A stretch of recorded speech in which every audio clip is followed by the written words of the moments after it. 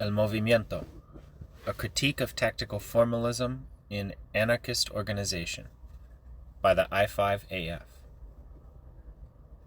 In the history of anarchism, tactical and strategic lines have often been confused for ideological lines.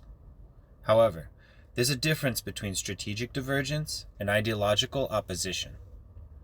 Nevertheless, even in tendencies that have relatively high ideological affinity, such as social anarchism, this misunderstanding can be found and has consistently led to splits in both anarchism and in popular movements.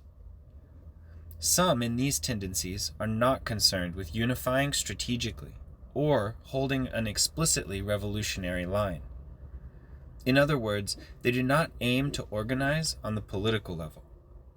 And in our current context, it makes sense to elaborate on the particular organizational and strategic problems with this kind of anarchist politics.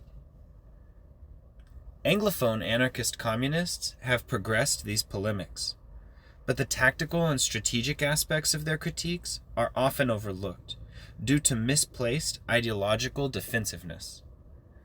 Our position is that organizational dualism must be practiced in order to maintain and develop an anarchist strategy and political line that is applicable to a variety of situations and can adapt as contexts change.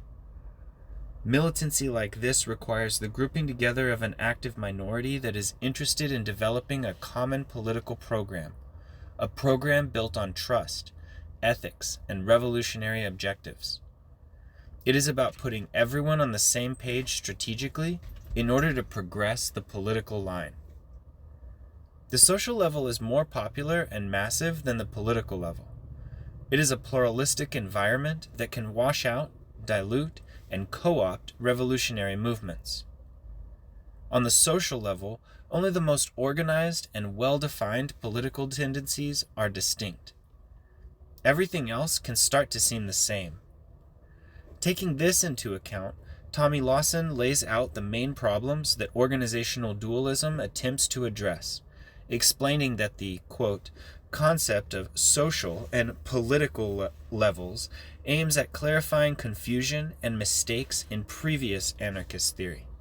The conflation of the two has led to not only theoretical, but organizational errors amongst other currents of anarchism, and in particular anarcho-syndicalism.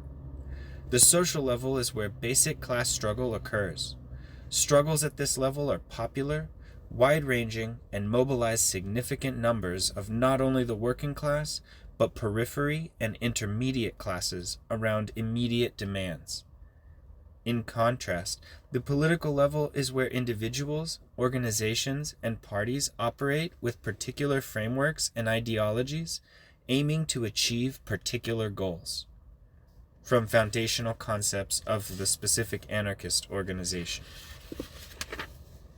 In a Brazilian context, the Anarchist Federation of Rio de Janeiro, FARJ, also mentions syndicalism when addressing an absence or lack of organizational dualism among anarchists. Quote, even the concept of anarcho-syndicalism at various times sought to suppress the difference between levels of activity, blending anarchist ideology with trade unionism. These and other attempts to ideologize social movements, in our understanding, weaken both the social movements, which no longer operate around concrete issues like land, housing, employment, etc., as well as anarchism itself, since it does not allow for the deepening of ideological struggles, which occur in the midst of the social movement. It also weakens, since the goal of these anarchists to turn all the militants of the social movements into anarchists is impossible, unless they significantly reduce and weaken the movements. In this way, or even on seeing that it is natural to find people of different ideologies in social movements that will never be anarchists, these anarchists get frustrated and often shy away from struggles. As a consequence of this, anarchism is often confined to itself, from social anarchism and organization. What is needed is a specific anarchist organization, something distinctly different from an affinity group or unique squadron of tactical specialists engaged in fronts of struggle on their own. Without political organization, anarchists allow sectarians to perpetuate virtue signaling and divisiveness in pluralistic spaces. This drains the capacity of the people who make up the movement. Quote, a mutual aid project, perhaps as part of a general strategy of base or party building, grants a sect a positive reputation, as well as a means to recruit. Well-meaning people get sucked into front groups, and the sect has a ready-made defense against all critics. Unlike you, who are all talk, we're actually out there, serving the people. The masses are hungry, and the party is here to help. From Socialism is Not Charity, Why We're Against Mutual Aid. These organizations are satisfied by mere affiliation or association, amassing members and supporters, but never cultivating militancy. While it is certainly true that militancy means getting your hands dirty and doing the real work, it also means opening yourself up to explicit culpability when plans are not executed correctly and have unanticipated consequences. Militancy requires being responsible for mistakes and committing to continue working them out. In our own context, we also see that, quote, there are anarchists who conceive of the anarchist organization as a broad grouping that federates all those who call themselves anarchists, serving as a convergence space for the realization of actions with complete autonomy. In anarchism, broadly speaking, this division between the social and political levels is also not accepted by all the currents which understand the anarchist organization in a diffuse manner, it being able to be a social movement, an organization, an affinity group, a study group, a community, a cooperative, etc. A real weakness of politically strategizing around large parties and organizations is that they require the one organizational space to serve for social debate and for political unification. Often the minimal amount of formal unity around anarchistic tactics is considered a political movement and begins down the one-way road of seeking popular recognition, while at the same time carrying a lot of ideological baggage into popular spaces. This spectacle is not what we mean when we talk about anarchist militancy. Because anarchism is a politics of direct action aimed at transforming society through class struggle and self-management, we understand the specific anarchist organization, not the popular assembly or the union, to be the primary factor for revolutionary strategy and orientation. Mass organizations and social movements are terrains of struggle, not concentrations of ideological unity. Still, it is not uncommon for already existing groupings to act as blockades to both political organizing and popular organizing. They alienate people from revolutionary movements and prevent politics from getting specific enough. On the political level, this happens by limiting the debate and mistaking tactical agreements for ideological unity. All of this usually occurs without ever explicitly discussing strategy. Some people even taking offense when certain militants attempt to take up the task. For this reason, we think that, quote, tactical allegiance is insufficient for organizing revolutionaries, because there must also be a place, in addition to the activism, for revolutionaries to cultivate militancy. This avoids confusion and debate about fundamental positions in the future, making the established line easier to hold over time, something which is necessary when collaborating and compromising with a popular coalition. From How Do You Say a Specifismo in English. Here, it is important to point out that we do not take issue with the forms of struggle advocated by different anarchist groups and activists. Participating in different places in the struggle is not necessarily a critique of other forms of radical engagement. It is a positive program of direct action. For us, their tactics are not problematic in and of themselves. We agree with Farage that, quote, although we never question whether these organizations are anarchist, For us, they all are. They do not, in most cases, converge with our way of conceiving anarchist organization. From Social Anarchism and Organization. We also see strategic and theoretical problems with their political practice and its revolutionary potential. Quote, "It should go without saying that providing meals for the homeless is never itself a bad thing to do, whether you're a Catholic or a Stalinist. The basic mistake in our view is to approach improvements in conditions as ends in themselves, nullifying any serious strategy. They're only strategically valuable insofar as they strengthen the working class and allow it to move forward in the fight against capitalism." From Socialism is Not Charity, Why We're Against Mutual Aid. In North America, anarchism is not stuck in the affinity group model. It's more like our affinity groups are isolated in tactical stations. When we use terms such as tactical anarchism, stations, and forms, we are referring to the practices of anarchists who are firmly rooted in their own projects and either don't want to or don't know how to get out. They continue to force their particular form of engagement in spite of its limitations. Quote, "To make an organization mutual is not an easy task, particularly when most people only approach such organizations in order to solve a problem that they are currently experiencing, whether it's a lack of food, unpaid wages, or whatever. Once the problem is solved, or if the group is unable to help, people have a tendency to withdraw." From Socialism is Not Charity, Why We're Against Mutual Aid. The people who don't withdraw remain stuck, but wrongfully pride themselves in their unquestioning commitment to their station.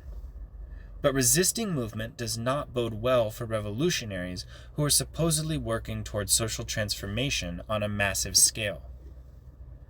Beginning from the premise that tactics lead to other tactics, we can understand any use of a single tactic as the result of a distinction from a previous tactic and a move toward another tactic.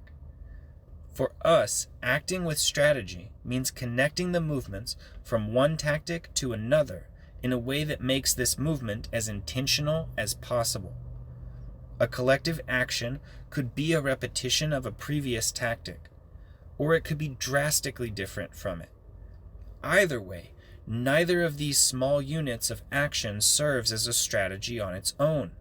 If only a single tactic is needed to successfully accomplish an objective, then the strategy would be to repeat the tactic a certain number of times, or to execute the tactic and wait for the eventual result, or even to wait and only employ the tactic if the situation does not develop the desired way on its own.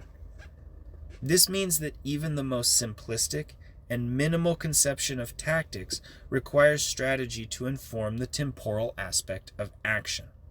When do we employ a tactic? When do we stop? Anarchists have developed and employed many tactics to achieve short and long-term goals. It's not this diversity of tactics that is the problem. In the workplace, we are without a doubt part of the syndicalist project, supporting the workers' organizations in the class struggle. And during uprisings, let us take part in the insurrections. In struggles for the neighborhood and the city, let us assemble as members of our communities. We want anarchist ideas to be influential in workers' cooperatives, schools, militias, the military, prisons, and mutual aid collectives. We consider direct action an absolutely fundamental aspect of anarchist militancy. However, direct action occurs on the social level and, quote, is at its core both strategic and tactical. It attempts to link the means and ends of struggle. It is working class people taking action to achieve a particular goal by themselves, bypassing bourgeois representational and legal means. Anarchist communists seek to avoid the fetishization of small-scale and individual actions as direct action. This is not to say that we do not support individuals fighting against oppressive circumstances, but that direct action should be understood as a transformative practice of mass, collective, and class-based action. From Foundational Concepts of the Specific Anarchist Organization. So, above all, we need to foster these values and liberatory practices among the people themselves. Let us not hold on to our favorite, most cherished, and familiar tactical forms as the closely guarded jewels of anarchism.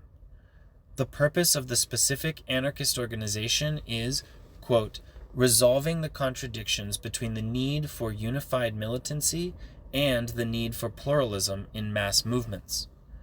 It must meet anarchists at the political level with a unified strategy, and it must meet oppressed peoples in their struggles on the social level with liberatory political practices that meet the immediate needs of the community. From How Do You Say a Specifismo in English. We do not consider it our task to lay foundations for tactical stations, attract other people to fill them, and then, eventually, lead these same people to revolution proper. This kind of politics, practiced without respect to context, is vanguardist, and can easily slip into sectarianism. Anarchism comes from and is meant to be where the people are. It evolves out of their struggles. Therefore, it has to be able to articulate itself in multiple forms, attempting to connect instances of struggle by organizing as an active minority inside of a larger popular power. This requires federalism, which, quote, is one of the most distinguishing features of anarchist politics. It is at the same time a theory of how anarchist organizations ought to be structured and a model for revolutionary social organization. From Foundational Concepts of the Specific Anarchist Organization. We have to organize ourselves and we have to federate with each other. It's not the task of anarchists to build the new world within the shell of the old. That would be the task of the people themselves, through struggle and self-management.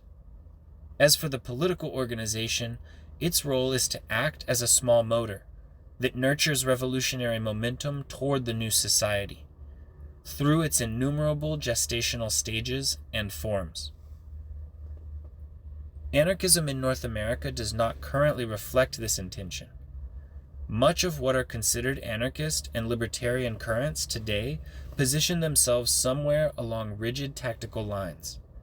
Each camp holds a position that, implicitly or explicitly, requires allegiance to their chosen tactical form, persistently and dogmatically upholding it as the most effective method, the most appropriate site, the most prefigurative model of a free society. Quote, at times, loyalty can be so dependent on employing and defending the use of a single tactic that questioning the strategy behind it seems like a political attack. But truly revolutionary politics must be based on deeper and more developed interpretations of current events and situations. Tactics alone cannot define political lines. From How Do You Say a Specifismo in English. Questions of strategy cannot be answered from the perspective of a single fixed position in the struggle. Tactics themselves are rigid, sharp, and situated, whereas their employment can and must be dynamic. The political organization must persist through the complex multiplicity of crises and specific struggles that exist on the social level, and this must happen regardless of, quote, the challenging reality that different sectors of society have vastly different needs. If a political organization aims to engage in different movements within society, these movements will require their own knowledge, study, theory, and strategy, giving them the full respect and genuine effort that they deserve and require to become effective social forces. By organizing their activities into fronts of engagement, a specific group can stay acutely aware of its organizational capacity and its positionality within popular struggles. From How Do You Say a Specifismo in English. Yet, certain tactical forms which verge on the sectarian are often held up by their adherents, including anarchists, as sufficient revolutionary strategies in themselves. Black Flag Sydney criticizes what they call service provision approaches. Quote, a sort of practice whereby small groups of volunteers gather together to provide some kind of philanthropic service. The rise of this sort of tactics forces us, organizationalist social anarchists, to critically reflect. Whilst we are sympathetic with the desire to break out of lefty bubbles and do something more, our concern is that the gradual rise in enthusiasm for these approaches may not be sustainable, precisely because they function as a kind of political dead end, particularly when they are taken in isolation from broader social politics. From Socialism is Not Charity, Why We Are Against Mutual Aid. In our own North American context, these forms include syndicalism, revolutionary and trade unionism, insurrectionism, activism, spontaneism, communalism, autonomism, utopian socialism, and libertarian municipalism, mutualism, cooperatives and libertarian socialist reformism, philanthropy, rhetorically referred to as mutual aid, educationalism, infotainment, homeschooling, and unschooling, religious anarchism, as well as military and anti-fascist formations, anarchist gun clubs, proto-militias, Antifa. This list could no doubt be extended, but as Matt Crossan writes, the staunch sectarians who are exclusively focused on these tactics, quote, believe that anarchists, being opposed to bosses and governments, should, as our primary strategy, create parallel, self-managed institutions, such as worker cooperatives, community assemblies, mutual aid groups, and so on. The argument goes that as such organizations proliferate, they will constitute a form of popular power, which not only provides an attractive vision of another world, but leaves the capitalists without workers and the state irrelevant. From Anarchists and Dual Power, Situation or Strategy. While these strategic arguments are commonly accepted, we see three distinct problems with being too focused on formalistic approaches and overlooking the risks of anarchist sectarianism. First, these projects are driven by minoritarian ideological beliefs, and therefore risk ideologizing social level struggles, mass organizations, and popular movements. This will inevitably deprive the social level of a mass base. Quote, it is not uncommon, particularly in North America, to see anarchism defined as an ideology rooted in direct democracy, consensus decision-making, and the maintenance of horizontal, i.e., non-hierarchical, social relations, particularly in autonomous zones or public spaces. It places at the center of its definition an adherence to very specific forms of procedure and interpersonal behavior, while downplaying the political ends a horizontal movement should be trying to establish. From Anarchists and Neo-Anarchists, Horizontalism and Autonomous Spaces. This does little to advance social movements. Instead, it produces an intermediate, third-rail objective, discarding strategy in favor of expedient, politically correct tactics and the development of a level of organization which is neither wholly political nor social. This creates an organization whose only function is to emit a strict set of tactical practices in defense of a movement that is lacking dynamism. For dissidents and activists, the objective may be the creation of a network, a general assembly, a counterculture, or a protest movement. For socialists, it may mean building the left, or growing a politically compliant base for the party. Radical liberals funnel effort into coalitions of socially progressive capitalists and reformist NGOs. In each case, this ideologically minded construction diverts energy away from the formation of popular power, resulting in an opposition which, whether it wants to or not, mirrors the system it aims to overthrow. Second, these tactics commit to a course of action which may or may not be appropriate for a particular time and place, unnecessarily limiting the engagements of a political organization. We agree with the Federación Anarquista de Rosario, FAR, who described their own organizational method as something that, quote, respects the specificity and the dynamics of each space of struggle, making it so that social spaces stay open to compañeros of different ideologies, combined with the fact that the political organization can function cohesively by not staying tied to the dynamic of the social struggle. Translated from ¿Qué es el anarquismo? If or when a particular struggle wanes, assuming the choice of tactical form is appropriate, without insertion into multiple fronts, organizations focused on the perpetuation of a single tactical station will lose the social vector of their anarchism and will have to start over from scratch. Avoiding this dilemma is the reason for emphasizing the social vector of anarchist practice.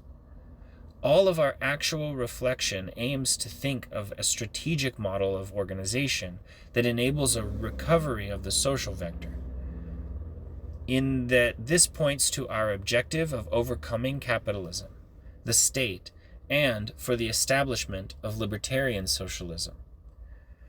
What we seek in this context is only a station in the struggle. As we emphasized at our foundation, quote, here we present the Farge without asking for anything other than a fighting station, lest righteous and profoundly beautiful dreams die. From Social Anarchism and Organization. The social vector is fundamental for revolutionary transformation, but it is made up of multiple stations that are not always strategically oriented. The political organization is a unified station in the struggle.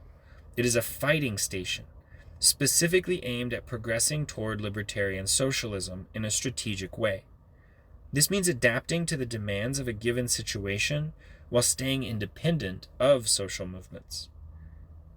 Third, and finally, by devoting all anarchist militancy to isolated tactical stations, there's an insufficient political organization of anarchists, leaving people to assume ideological and theoretical unity when there has been no work put into developing them.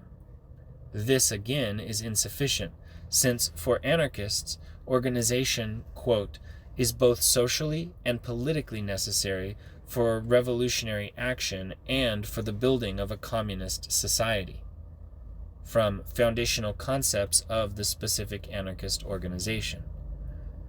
An absence of political organization leads to what may seem practical, but are, in fact, overly simplified conclusions about how strategy and theory don't really need to be discussed. According to critics of specific anarchist organizing, quote, ideas should arise spontaneously. They denounce discussion, persuasion, convincing, exchange, influence as external to social movements, and therefore authoritarian. From Social Anarchism and Organization. This usually means that the people who appear most committed hold a powerful sway when new questions are raised. Never talking about strategy has the unintended effect of creating a soft power hierarchy within an organization, since, quote, the establishment of such centralism, usually in the name of efficiency, has a tendency to stifle initiative and freedom. It can often exaggerate inequalities in an organization by granting privileges to small minorities. From Foundational Concepts of the Specific Anarchist Organization. For us, it is correct to use the terms authoritarian and centralist to refer to anarchist organizations that refuse to question the course of action so long as it remains committed to the primary foundational tactic of the group. As we have already said, tactical unity is necessary but insufficient, and it too often serves as the basis for every kind of organizing work, even on the political level. It is in this way that tactics are mistakenly understood as strategic positions. For people defending their own lowest common denominator forms of organization, critiques of tactics are wrongfully interpreted as ideological threats. But strategically speaking, quote, there is no way to fully prefigure anarchy and communism through directly democratic spaces of autonomy. Anarchism requires a specific anarchist movement and anarchist practice. Though we must certainly organize ourselves from the bottom up with a consistent federalist structure, we cannot simply bring about our ideal by living anarchistically or relating to one another as horizontally as possible. Similarly, the content of anarchism cannot be limited to the structure of our movement. Its content of revolutionary class struggle must be maintained. From anarchists and neo-anarchists, horizontalism and autonomous spaces.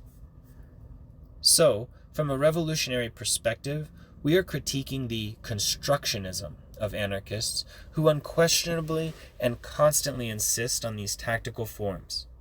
Similarly to Farge in discussing, quote, the specific anarchist organization, from this particular perspective, we are not speaking about any anarchist organization. From Social Anarchism and Organization. The political organization necessary for revolutionary militancy must be engaged in multiple fronts, not limited to a single station in the struggle. The specific anarchist organization has to be responsive and agile enough to meaningfully work toward a revolutionary point of rupture. By insisting on prefiguring the ends, anarchist stations can become too focused on the perfection of their own tactic, preventing the possibility for collective strategy, which is the link between means and ends. Failing to effectively federate leads tactical expertise to become cumbersome, dogmatic, and idealistic. Federalism serves to prevent, quote, the growth of domination in social relations and the creation of a leadership clique separate from the mass of members. Formal structures and accountability actually do more to prevent degeneration than to create it. From foundational concepts of the specific anarchist organization.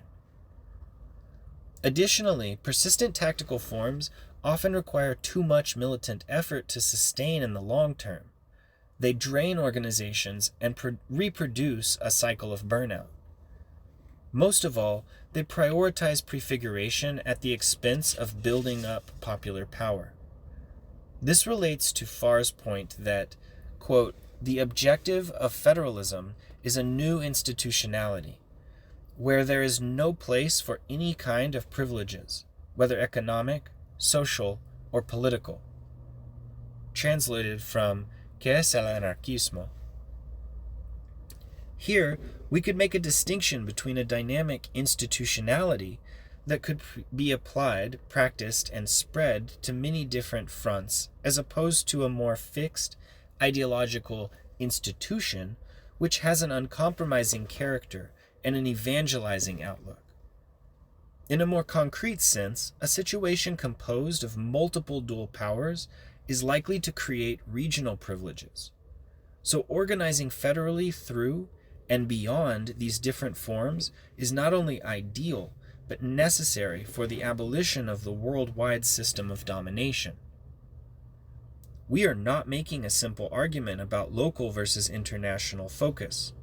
Rather, we see the focus on prefigurative, tactically inflexible forms and the details of their construction as a flaw in what is often referred to as a dual power strategy.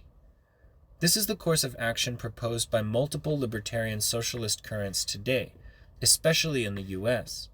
Quote, the proponents of dual power argue that we can improve our position under capitalism and ultimately achieve anarchy by cobbling together whatever resources we can muster and managing them in an autonomous, cooperative manner. In practice, this would mean the better off among us providing goods and services to those of us who are worse off, a form of service provision often confused with the concept of mutual aid, and cooperative businesses competing with traditional firms on the market. From Anarchists and Dual Power, Situation or Strategy. This problem could be avoided relatively simply, but it would require greater strategic understanding from anarchists, both in their social analysis and in their militancy. Quote, through actively encouraging people with common affinity to organize themselves, the strategy of especificismo, which is based on unity on the political level, becomes a tool that can be used by a political grouping within a mass movement. And through mobilizing week after week to define a political program, an ideologically unified group can simultaneously provide safe social space for people who are not accepted by contemporary popular culture. These people could be outcasted politically, culturally, racially, etc. And for them, ideological and theoretical unity may provide a continuity of support that is not possible in other groups. This has value for the individuals as well as the political agenda, since continuity will make the flow of militants and radical ideas as obvious and as open as possible. From How Do You Say Especificismo in English? This flow of political militants complements and interacts with social movements. But anarchist political movements cannot allow their own organizing objectives to be dissolved inside of the social level. Betting everything on the revolutionary potential of a single sector of society is a mistake. Organizational dualism is different than communalism and syndicalism, which sometimes refer to a third sector, arguing that a dual power institution built outside of the system would be capable of overthrowing other institutions inside of the system. But theoretically, where can we locate this potential dual power, if not on the social or political levels? This is a theoretical and strategic flaw of these kinds of projects, and an example of the constant need for the production and dissemination of theory by a political organization.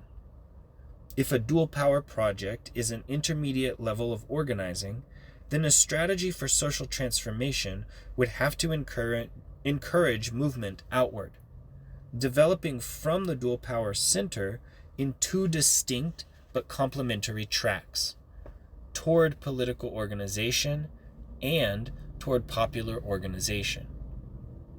Since social revolution depends on the development of a mass movement, the development of a single dual power might make sense tactically, but it will always need to fit inside of a larger strategy involving multiple dual power centers and anticipating the challenges created by such a situation. Again, any strategy attempting to build power must emphasize federalism.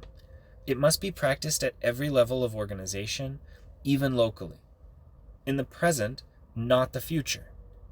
Self-managed power without federalism on the local, regional, national, and international levels, and without federalism across different sectors of society, will only mean more work for the people of the community. This could even be to the benefit of the state and capitalism, since without strong federations, alternative powers built outside of the system will simplify the tasks of the state. This means that dual power and self-management are not revolutionary forces on their own. They need federalism and its new institutionality to give the alternative power a revolutionary potential. A dual power is something potentially created outside of and away from the struggles produced by the dominant forces. In some cases, they may be entirely divorced from struggles. There's even the risk of a single dual power becoming too successful, breaking away towards full autonomy, only to find itself isolated and without any leverage inside of the system it opposes. In this way, for example, a highly organized sector of workers could stand to benefit more from the threat of taking their workplace and its existing power relations hostage than from immediately transforming it into a self-managed cooperative. Class society reproduces inherently conflictual spaces, full of contradictions that cannot be avoided by alternatives attempting to position themselves outside of the system. Capitalism can only be destroyed by engaging its contradictions. Bolstered by the refrain that it's part of a dual power strategy, the insistence of a single tactical form by communalists, syndicalists, etc., leaves the actual strategy ambiguous and open-ended. In the interest of our revolutionary objectives, we must be willing to talk about the community assemblies and other tactical forms as tools, instruments that have the potential to be used wrongly or badly, equipment that is not universally applicable and can be made to be redundant. We have to be ready and willing to put a lot of work into stations for various durations of time and still be able to abandon them as the strategic situation requires. There is a significant difference between creating assemblies and assembling. The former is the prefigurative building of institutions, and the latter is the grouped mobilization of people for the purpose of decision-making. We should be trying to develop popular power out of the struggles occurring in society today. Though this power comes from the exploitative, dominating conditions of the capitalist system, its objectives are for a new society, managed by the people themselves. A truly self-managed and federalist popular power is able to mobilize freely towards ends which no single group or individual can dictate or direct. Anarchists should not be concerned with a strategy for growing a political sect, because anarchism is not the practice of prefiguring societal institutions. Our emphasis on being present in social struggles will sometimes mean that we choose to leave behind our preferred tactical stations and projects, ensuring that we proceed with strategy. For anarchists practicing organizational dualism, our focus should be on organizing our militancy, so that people may move more easily and consistently between stations, and so that stations can find a suitable position within active fronts of struggle. To reiterate, we are specifically critiquing a non-strategic employment of and dogmatic allegiance to tactics. When they are used with strategy, tactical stations are helpful and necessary, serving as entry points for social insertion and training grounds for militant formation. Tactical stations can be groupings that organize the most active people at a particular site of struggle. In this way, a station could be a point of social insertion for the political organization and an opportunity for others to have contact with its political line. For example, in a struggle around housing, it could make sense to organize the most agitated residents of an apartment complex for self-education and information sharing purposes. And there could be lots of reasons to keep these sessions going to hold the station. The mutual aspect of mutual aid could be more frequently accomplished if we positioned aid stations at specific points of struggle. They could serve as sites of recovery and consistent support during struggles, especially if they're ongoing. But these sites should be additions to strategic engagement in more massive, popular movements on the social level. They cannot realistically help everyone, and they lose their revolutionary potential in moralism and indiscriminate application. Between events in a struggle, there will always be times when debriefing and evaluating the course of action are required. Militants will depend on tactical stations being up and running for this exact purpose. But it is common to overlook their preparation and maintenance until they are needed in a crisis or uprising. It is wrong to assume that any place can effectively serve this impromptu function. For the successful longevity of the revolutionary movement, political organizations will need these specific kinds of outposts, and the militants of the organizations will need to know where to find them. Finally, a strategic tactical station could also serve a training, regrouping, and preparation function. These kinds of stations are the farthest away from active struggle, but are no less relevant to a successful long-term strategy. Part of our role as a small engine within a growing popular power is to keep generating and dissipating liberatory theory and practices. Tactical stations for learning and development could be internal, serving members of an organization in order to train them for political militancy, or they could be external, serving as an educational resource for radicalizing people coming from the social level. After all, this is the essence of organizational dualism, strategically and organizationally developing in two complementary directions.